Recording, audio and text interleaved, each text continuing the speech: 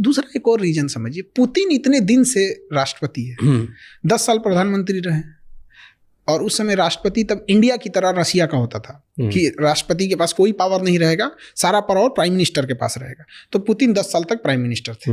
But रसिया का एक rule है कि 10 साल से ज्यादा आप 2 टर्म से ज्यादा पूरा नहीं कर सकते। तो उसका जब 10 साल कंप्लीट होने वाला ना, तो उसने अपने संविधान में संशोधन कर दिया कि प्राइम मिनिस्टर के पास अब कोई पावर नहीं रहेगा, अब सारा पावर राष्ट्रपति के पास रहेगा, और खुद राष्ट्रपति बन गया। वीडियो गेम खेल रहा है। अब 10 साल उसका पूरा हो गया 2022 में। अब क्या करें भाई, यहाँ तो 2 टर्म से। तो स्पेशल अमेंडमेंट इन कॉन्स्टिट्यूशन 2036 तक इसमें कोई चेंजिंग नहीं होगा। इंडिया में भी ऐसा हुआ था, 2002 में हुआ था कि लोकसभा की सीटें 2026 तक नहीं बढ़ाई जाएंगी। तो उसने कहा कि 2036 तक मतलब अभी एज इट इज रहेगा यहाँ पर।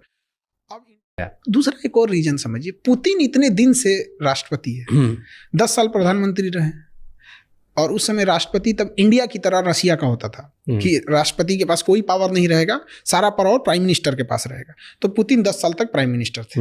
बट रसिया का एक रूल है कि 10 साल से ज्यादा आप 2 टर्म से ज्यादा पूरा नहीं कर सकते। तो उसका जब 10 साल कंप्लीट होने वाला ना, तो उसने अपने संविधान में संशोधन कर दिया कि प्राइम मिनिस्टर के पास अब कोई पावर नहीं रहेगा, अब सारा पावर राष्ट्रपति के पास रहेगा, और खुद राष्ट्रपति बन गया। वीडियो गेम खेल रहा है। अब 10 साल उसका पूरा हो गया 2022 में। अब क्या करें भाई, यहाँ तो 2 टर्म से। तो स्पेशल अमेंडमेंट इन कॉन्स्टिट्यूशन 2036 तक इसमें कोई चेंजिंग नहीं होगा। इंडिया में भी ऐसा हुआ था, 2002 में हुआ था कि लोकसभा की सीटें 2026 तक नहीं बढ़ाई जाएंगी। तो उसने कहा कि 2036 तक मतलब अभी एज इट इज रहेगा यहाँ पर।